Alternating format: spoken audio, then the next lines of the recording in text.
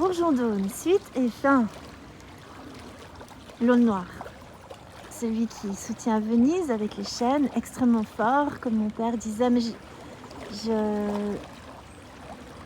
c'est une citation que je dirais pas à mes filles, mais enfin peut-être quand même. Ce qui ne tue pas rend plus fort.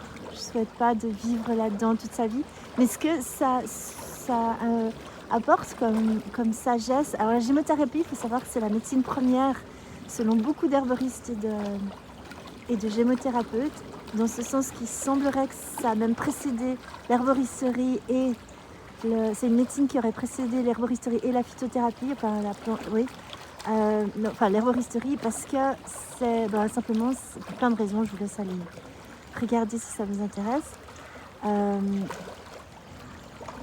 Mais ça contient des principes actifs que la science confirme actuellement.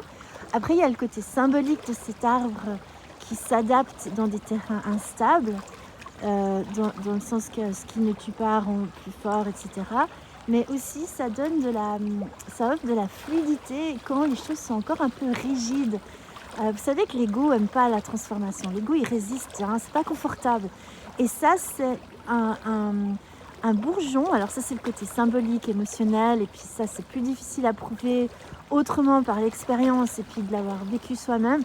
C'est donc un bourgeon qui est connu par les gémothérapeutes, herboristes, etc. Pour, vous voyez le flux en dessous. Et puis là, la rigidité. C'est pour lâcher de la rigidité, lâcher du confort. Lâcher un peu le chichi suisse, hein, qui là on rentre dans une époque quand même après des polytraumatismes culturels, sociaux, mondiaux, divers, et la Suisse a besoin de davantage de souplesse parce que le confort habituel, pas que la Suisse, hein, je pense que les êtres humains ont besoin de plus de voir qu'est-ce qui est vraiment important au fond. Mon confort, les vieilles habitudes, ou bien ma liberté intérieure, et puis ce qui compte vraiment. Et puis cet aune noir, il apporte il remet du mouvement dans ce qui est figé, mais avec douceur, hein. Et puis en disant on a le temps, quoi, au fond, il n'y a pas besoin de tout casser.